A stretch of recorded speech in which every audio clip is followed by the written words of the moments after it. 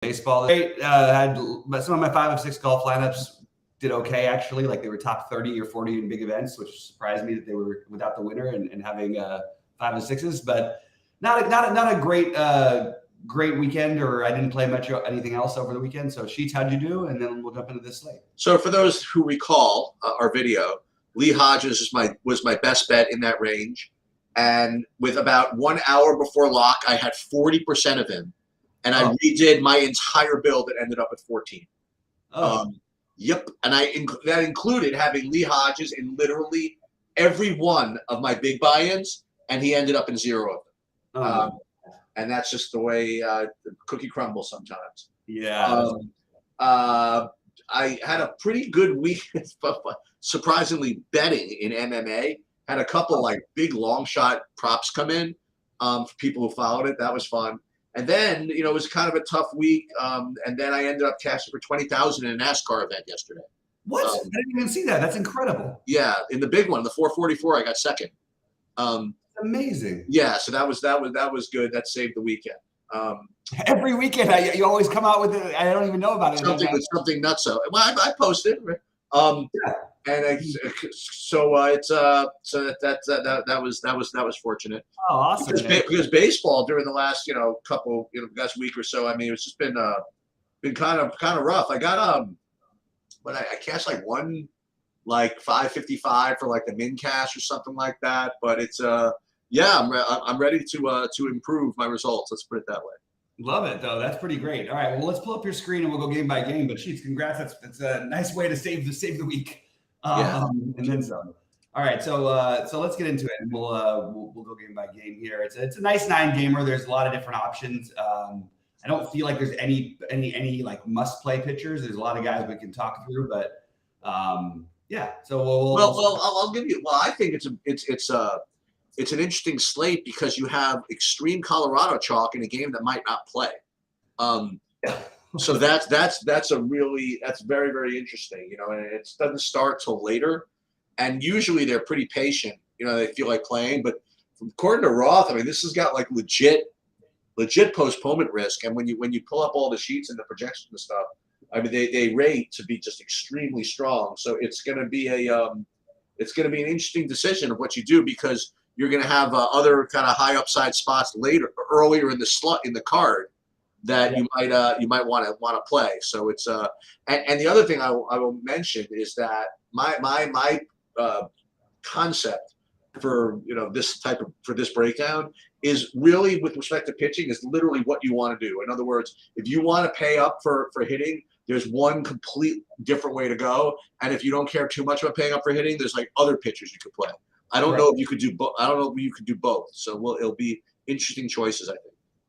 Yeah, and for what it's worth, I do think that game does look really risky. The other thing about the Colorado game that I just want to throw out, that it's not like the ideal hitting weather in Colorado, if there's anything, and you have winds blowing in from it's still Colorado, but winds blowing in 11 miles an hour from left field. We'll get to that game when it comes up, but it's maybe it's an okay time to fade it. The only thing I would say is that what we've seen in these situations where it does look risky, nobody ends up playing it, and it looks like they're going to be jockey, and then no one ends up playing it.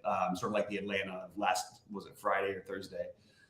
So just keep that in mind. Anyway, all right, let's go game by game here. First up, you got Milwaukee and Washington. I guess I'll start this one off really quickly.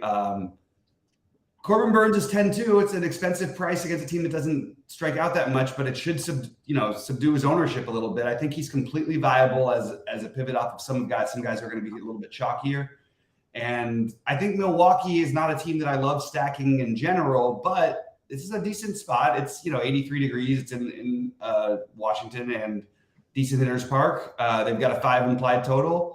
I think that Milwaukee is completely viable, whether you're stacking them or mini stacking them, and they have the value of the Monasterio, Toro, Terrain down at the bottom. Weimer, Frelick those are all really affordable to match with whoever else you want to play. That you assume Santana will end up starting there now, and then obviously Adames, Contreras, Yelich. I think everybody in this whole lineup is in play, so I'm good with Milwaukee. Yeah, so. I'm pretty much in agreement with you on all of your points. First of all, the Burns is, he's been very good. and Washington has also been very good at suppressing fantasy points. So it's he rates for me as right now like 6th or 7th or something like that. But again, we're talking about two different types of pitchers. I think on this card, you're talking about spend ups and spend downs. That's the way I'm looking at it, at least. And he is one of the spend ups. I mean, we'll get to the top spend ups in a minute. But I have him a little worse, but he's really, really good. You know, does he have like that big ceiling? I don't know. I mean, I think he does actually. I mean, you know, because Washington does tend to not strike out too much, but remember, tendencies are, you know, maybe today they do. You know, I don't know. So if you get him at kind of lower ownership, I think it's certainly worth it. And then with respect to Milwaukee, I guess I should have summarized this. I have a total of maybe like 8 or 9 stacks I can consider, and I have 5 as kind of like my top ones, and I do have Milwaukee right in there among the top 5. So both on the value side and on the spend up, on the raw point side. So I like Milwaukee quite a bit. So I'm in pretty much agreement with everything you said. I do like Milwaukee, and I do like Burns a little bit as a pivot, but he's not my top option.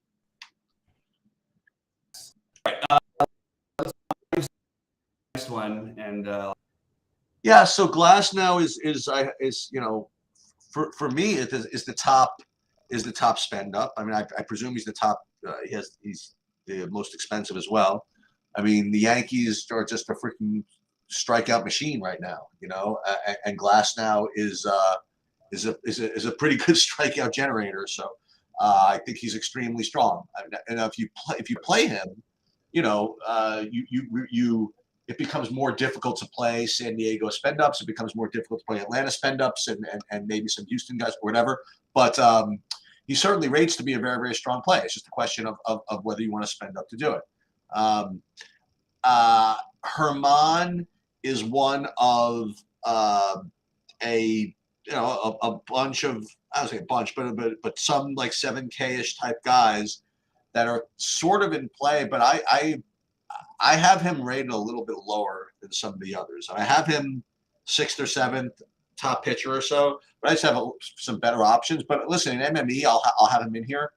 And as far as the hitting goes, I actually do have some Tampa. Not exactly one of my top stacks, but right on the outside looking in here. So I think that you can get some business from 3 of the sides of this game. I do like Glass now. I do like a little bit of Herman, and I do like some Tampa. Yeah, you know, the thing is that with the Yankees, like, yeah, it look, this lineup is obviously better with Judge back. They're a middle of the road strikeout team, realistically. Like, we talk about them as if they're worse, but I think it's just more because it's sort of like that Yankee expectation thing. Everybody expects them to be better than they act. You know, I don't know. I think that if there's I hear a lot of people say the Yankees strike out a lot, but I actually the numbers just have them as basically an average team.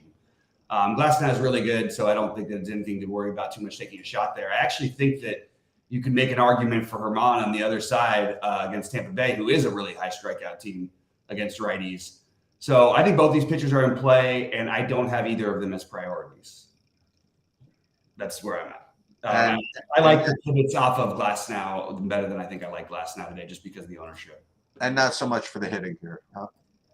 No, I don't even know who I would be taking. Tampa, maybe. I mean, like, it's not like I don't know. Maybe I'm on the short list of this, but I don't think Herman is like some absolutely horrendous pitcher. He will give up. I mean, he will give up home runs every now and then, and he had a bad outing his last time out. But even his bad outing, like, he actually pitched pretty well. His strikeout rate is really, really good. Like, I mean, he still had 15 fantasy points and he gave up 6 runs. That's pretty hard to do. So, yeah, I have both these guys definitely as in play, but at the moment, neither priorities for me. For what it's worth, the Yankees do have a pretty solid run total against the guy who might be chalk at 10-5. All right, Toronto, Baltimore. I'll jump in real quick with this one. I do think that Chris Bassett is in play at 7,500. He's another one of the cheap ones that I would consider. We know he's got a ceiling. Baltimore, like, it's a good offense, but I'm just gonna take a quick look at their strikeouts versus righties this year. I believe that they're lower down the list, but so is their batting average. Yeah. This is just an okay-ish spot, but I do think Bassett has the upside to make this a decent play. And I think you could definitely make a good case for the Toronto stack. I think that's something that I'll definitely consider. I don't think I would get to Kyle Gibson, but I mean Kyle Gibson sort of has like another one that has upside, just probably not in this matchup, and it feels like a tough matchup for him. So I have Toronto as definitely in play, maybe just a little bit behind Milwaukee, factoring in price and everything else. But I think Toronto's in play. Yeah, I'm kind of more into passing this game. But if I had to pick sides here, I do think Bassett always has upside, and I do think Baltimore always has upside also as far as hitting goes, and as does Toronto. You know what I mean? Like I think I'm going to get to all three of those sides. I don't think I'm going to get to Gibson, but I think I'm going to get to all three sides in my MME builds. But as far as priorities go, I don't think I'm going to get so much of any of it. Yep, it makes sense. All right, moving over to Atlanta and the Angels. Look, I think Charlie Morton is completely fine. I'm a little bit, again, as the most popular pitcher on the slate. Do I want to go there?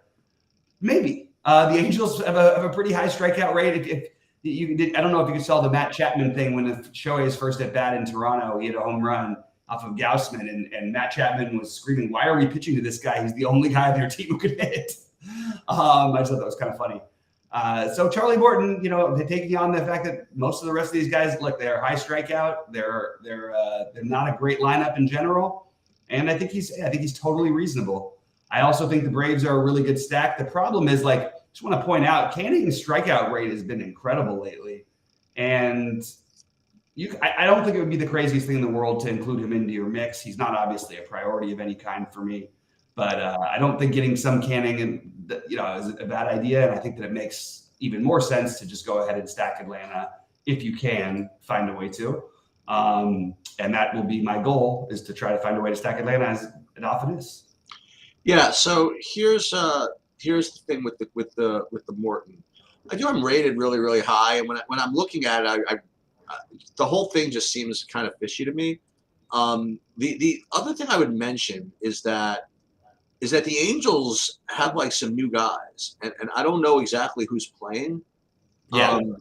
So I think that's worth looking into. I'm not looking into, just waiting to see what Morton's projection and whatever is going to look like. I don't think it'll change at all if these guys get into the game. Or the guys like that actually matter. I don't know. That's the thing. So yeah, that's what I was. No, I don't know. So CJ Crone, he's there, and who else came? There was another guy, right?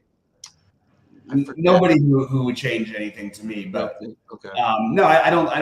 I mean, look, yeah, you could argue there's maybe more risk because Crone has power, but like plenty of strikeouts there too.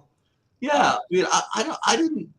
This is one of those where if you asked me just to look at the salaries and say who would be like a good option, who would be whatever, like Charlie Morton at that price against I mean, I don't even think he would enter into my thoughts at all.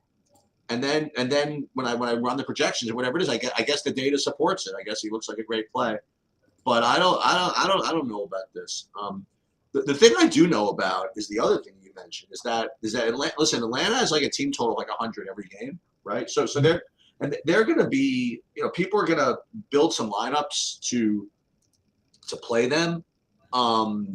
Listen, it's hard to play that much of them because they're so expensive, but people are going to play them, especially to try to pivot from San Diego or whatever.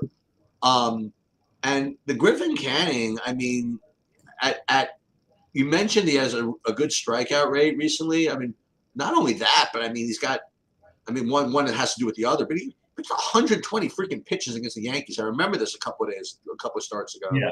And 112 against Arizona. And this is baseball, man. You know what I mean? So you can get a guy who strikes dudes out at 7,200 against a team that people are going to play. I mean, I think it's a pretty decent idea, actually. I mean, like you play if you're looking to play for like San Diego's or maybe you play Houston's or something like that, like something where it's going to require you to save money.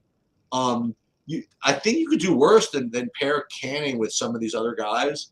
And you're probably going to lose, whatever. But the fact that Atlanta's always going to get, especially on a slate like this, where people are going to play like probably some Pivetta, or some other guys, maybe whatever, to try to get to Atlanta. I think Atlanta, people are going to get to them. So plays a couple of canning lineups. I don't think that's the worst idea in the world at all. I think that's a good, decent call by you. Yeah, and for a frame of reference, Atlanta strikes out roughly 1% more, roughly 1% less against righties than the Yankees do. So they actually do have some strikeouts in there, even though they are still a below average strikeout team against righties, and they are also the best offensive team against righties. But I think that could be a cool play to use going forward. Anyway. Then we get to the leader of the free world. We get there's no question that I would rather play Abbott than any of these other things. Yeah, I mean, now you get to Adam. Is it Adam Abbott? Is that his name? No, it's Andrew Abbott. Whoever he is, he just freaking mows people down. he's the best fantasy producer on this slate for the season. He's been the best lately. I'm sort of running out of reasons why we're not just playing this guy, and the fact that no one else seems to be willing to. Well, the only reason we might not is again, and this is something I don't know yet. I mean, we have to obviously watch the wind in Wrigley. The wind's blowing in. Oh, well, there you go.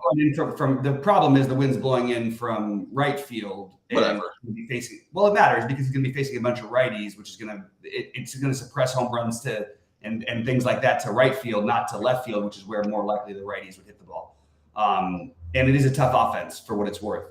Right. But I'm just going, like, if you're going to give me him at 1/6, 1/50 ownership of these other guys, I just think that's just the automatic move. And as I've said it the last couple starts, and it's been 100% right. He's been the top scoring player on both slates, and he's been sub 5% in both of them. Yep. So I am definitely going to play Andrew Abbott. And 113 pitches, 106 pitches. You know what I mean? The guy's a stud. Yeah. Look at him. Nobody touches him either. He's like 1.9 ERA and pitching in Cincinnati. Yeah, and a .96 whip. I mean, like. Yeah, he doesn't get hit. So I'm in on this. I'm just going to make keep making this play. It's going to work out. Some nights it won't work out. It's going to work out every night. What are you talking about? He never doesn't work out. That's ridiculous. Now, on top of everything else, the Cubs are the 5th highest strikeout team against lefties in baseball. Just sign me up. Ian Happ's going to strike out 4 times in this game. I'm in on the Abbott. I'm not saying lock him in and that you shouldn't be mixing in these other guys, but I just think at the ownership, like, man, if I was scripting today, I would definitely get probably 5 or 6 times the field and have at least 25-30%, maybe higher, versus the 5% that he's going to be owned. And it should be mentioned that for the people that are not here all the time, that Marcus Stroman is probably going to project like a decent kind of medium projection type of play. But for GPPs, he's not the type of guy you want to play when you have like higher upside guys. So what is interesting about him is that he's in a price range that's not exactly stocked with options. But I wouldn't play him right now. Yeah, I think he's going to get some ownership. I'm just cool. I think he's a good real life pitcher.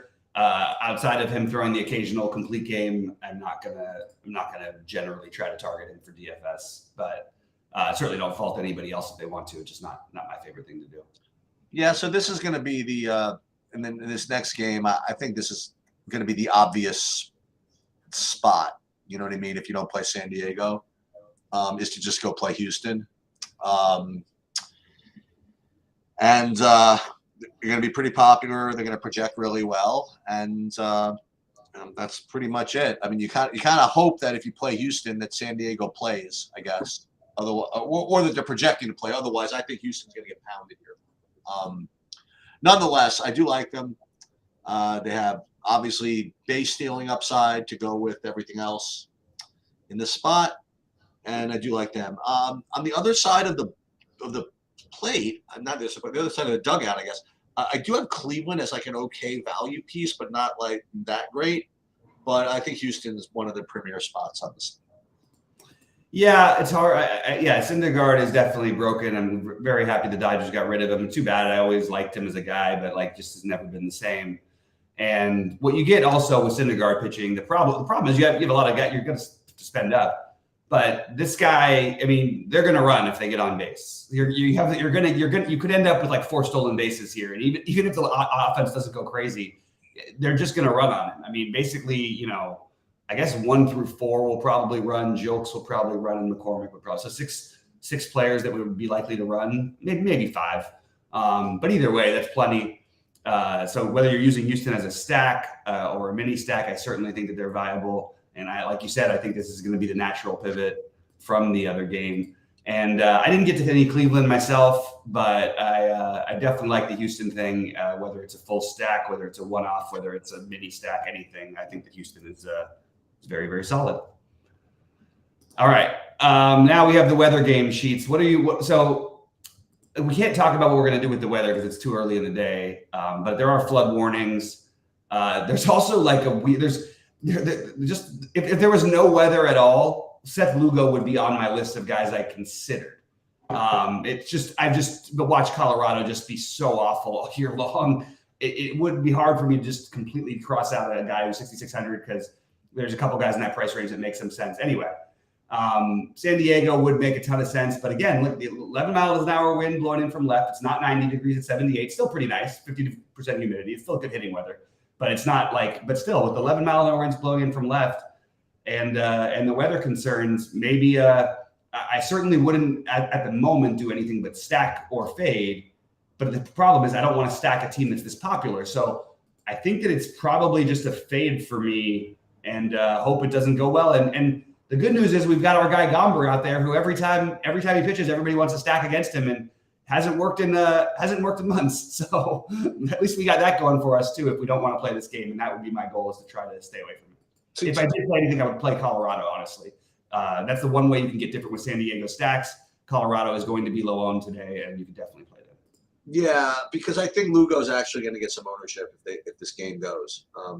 Colorado's literally been that bad. Yeah, I mean, as far as the San Diego side, I mean, to quote our old to quote the guy who's actually on Morning Grind today, to go one of my favorites, to quote Mr. Priester, I think I'm just going to hit the X button on San Diego. I would do it anyway, right? If I thought the game was playing, just on principle. Yeah. And the fact that there's weather concerns just makes it easier for me, honestly. So, and listen, if you click the X button on San Diego and then you put up all these runs with like Atlanta or whatever, and listen, you're gonna have to stay up to like midnight before they cancel this game probably, and you might be up like all night sweating with your butt cheeks clenched, waiting for the big explosion to come catch you. But listen, I've taken that chance before, so I'm not gonna have a problem just Xing this game. Yep. Only the one other thing I'm just going to add though is if you think that the ownership fades, I would probably take a gamble on playing that. Yeah, but you know what? It's so funny. Like we have this discussion a lot, not you and me, but in general, and it never really seems to work out that way. Like it did for Atlanta last week. It was crazy. Atlanta went from Atlanta and Boston were going to be the massive chalk, and they all ended up sub 5% owned. Right. And that's why everybody was freaking out in the Discord. And even like they haven't even scored any runs yet, and everybody's like, "No, we're pissed off because we always stack them, and now they're going to kill us." And they didn't score any runs, but you know what I'm saying? Yeah. So this next game, the Seattle Boston, this is going to be the worst kept secret cheapo of the week. You know what I mean? Like Pavetta is going to be like 1,000,000% owned, I think, tonight. And that's just the way it's going to be. I mean, he's got upside. He's cheap. You want cheap, to get to some of these guys, and he looks good. Listen, he looks good to me too. And we'll get to something. We'll get to in a minute. Makes him a good kind of obvious play. I think Kirby's decent also at 8,600. We talked about that price range, with the Stroman and whatever. I think Kirby's in play as well. But I will say this: if people get too cute with Pavetta here, I have no problem just being all over Seattle as far as stats go. I mean, Pavetta is just that kind of guy. He can put up 40 and he can give up 40. You know what I mean, like, so to speak. So I like both sides of that between Pavetta and Seattle, and I guess Kirby as well. So I think this game is sort of a key game in a way. Yeah, it's kind of weird, the Kirby thing. Like, I can't figure out exactly what to do here. He's a guy I really like to play because he works through innings so fast. We'll occasionally have a strikeout game, but mostly not a high strikeout guy.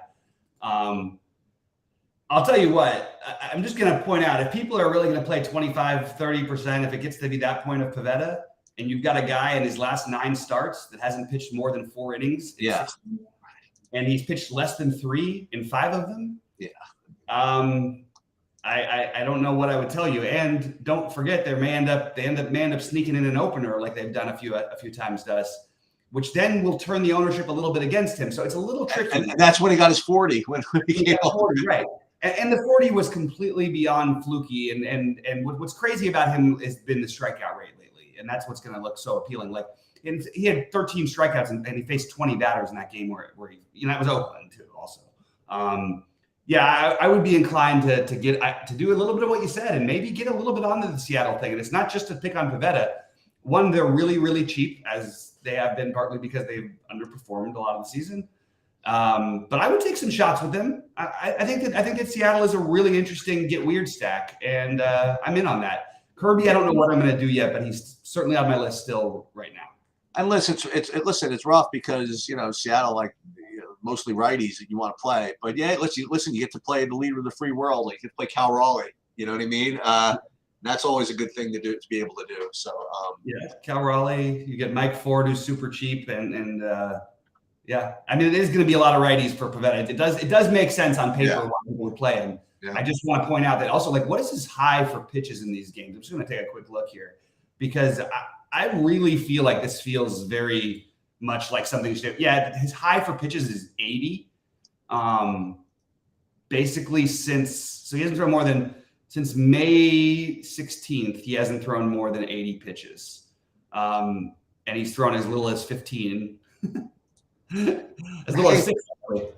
Anyway, before we go on to the last game, I did want to comment on something that you mentioned before about Ohtani. So the point that you made about Matt Chapman is something I heard someplace else, that they're really just, as the lineup stands right now, like teams are just going to just start walking him, and I don't know whether that means that all teams are going to start walking him or just Toronto is going to just start walking guys like that. You know what I mean? I don't know what that means, but I think, it's something to consider when you're dealing with guys that are 6,500. Like if you know that you have a $6,500 guy that they're going to intentionally walk or pitch around or whatever, it's like a complete toss. You know what I mean? I don't know. Only because you mentioned it, I figured I'd bring that. No, listen, it's just 2 games, right? Just 2 games, but that could be a thing. Like every other time, listen, when you don't walk and he hits a home run, this is what Barry Bonds was. You know what I mean? Like he said, like all-time records, not only home runs but intentional walks. And that's just the way it goes. Do you want to hear the craziest Barry Bonds stat that you'll ever hear, or maybe the craziest baseball stat?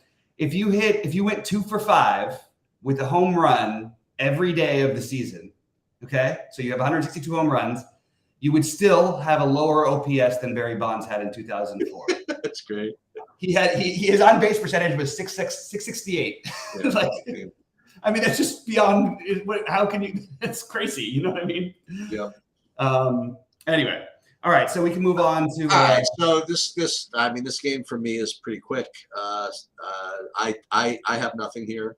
No, that's not true. Sorry. I have neither of the pitchers, but I do have Arizona actually as the 5th team. So I'd like to just wrap up. So I came up with Seattle as we were talking, but aside from that, San Diego, Houston, Atlanta, Milwaukee, and Arizona actually have as my 5th favorite team, which I wasn't expecting. So I'll let you comment on that, and I'm not getting to any of the pitching.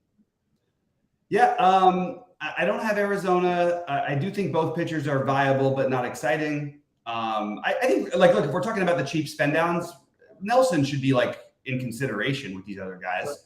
He's at least a real pitcher who's put up 25 or more or 23 or more fantasy points in 3 out of his last 6. There's upside against a San Francisco team that strikes out a lot.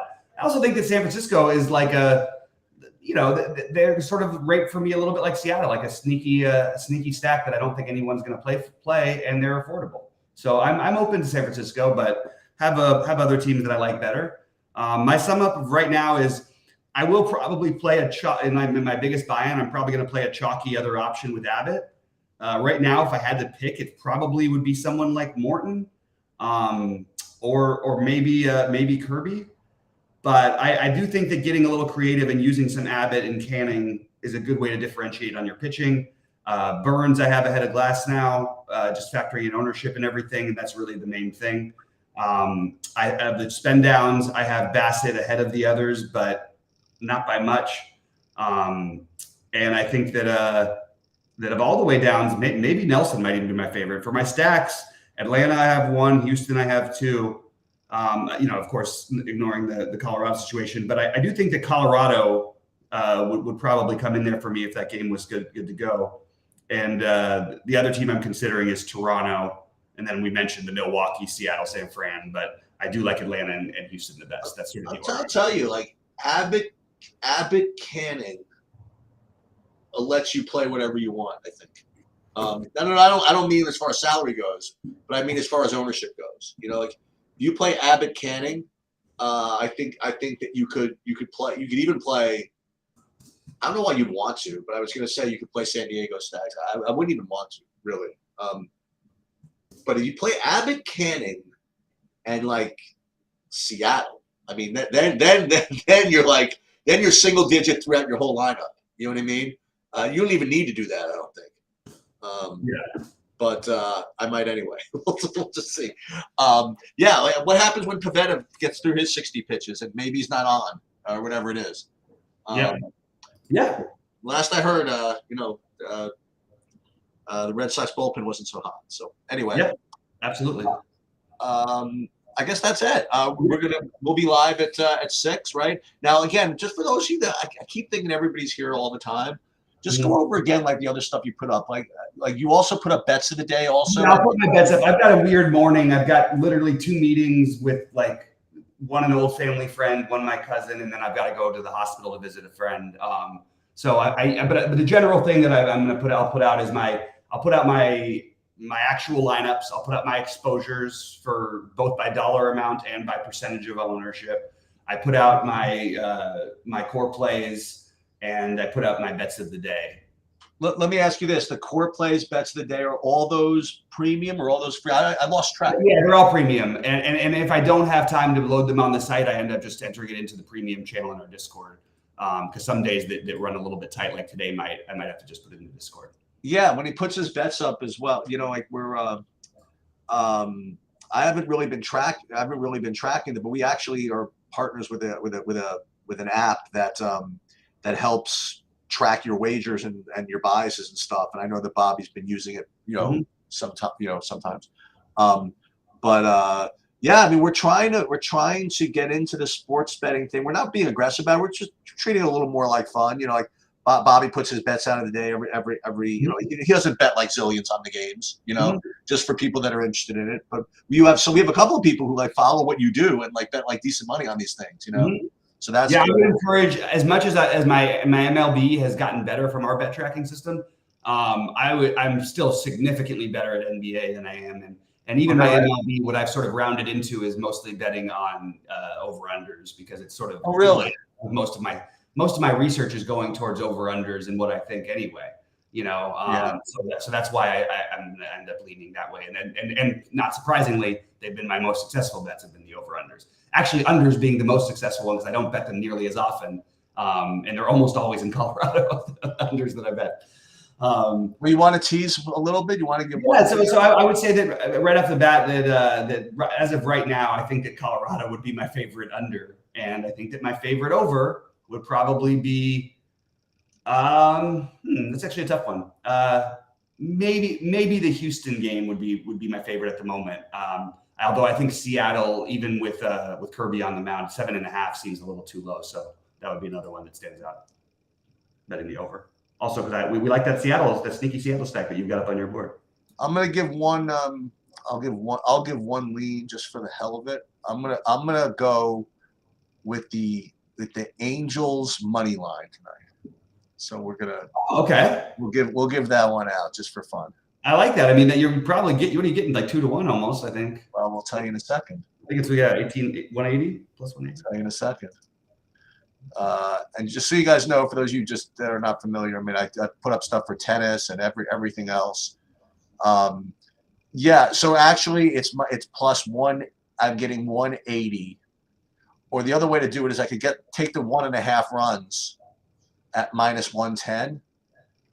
What's interesting about that is like when I look at this stuff and I see like plus 180, 218, do you know how that just like offends my senses? Like when you see like a 38-cent like spread and like that, you just feel like you just have no chance. I mean, I'm telling you, that's the way I feel about sports betting. Oh, wait, you think that you have no chance? Oh, like beating the spread here. I mean, 38 cents. I mean, maybe you can, but to me, it requires like such an incredible like ego. You know what I mean? To think that you could beat a 38-cent line like that. It's possible. I guess people do it. I was listening to, just real quickly, I was listening to an interesting podcast on one of the most successful NFL gamblers, and he'll only bet on teams that are double-digit underdogs. Oh, really? And he'll bet them outright. He'll bet them to cover, whatever. But that's his style. But his argument is just that, look, last year I think there was like 35 teams or something like that were like 15-1 or something like that, and or alternate the lines a little bit.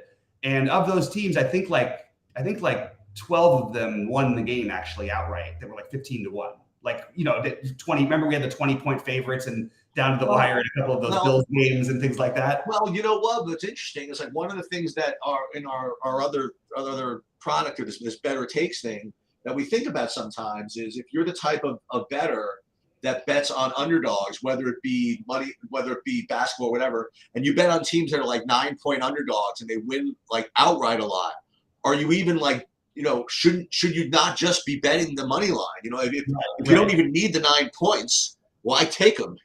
So, and these are things that we kind of analyze, about betting histories and stuff like that. So yeah, no, it's great. And then for anybody who doesn't, I'm actually going to attach the Discord in this link, just for anybody who watches this video who's not a part of the Better Take stuff, but I do post my stuff in there. So, and some of my stuff in there as well.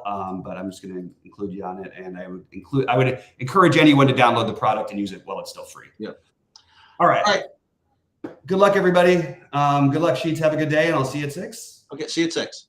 All right. Sounds good.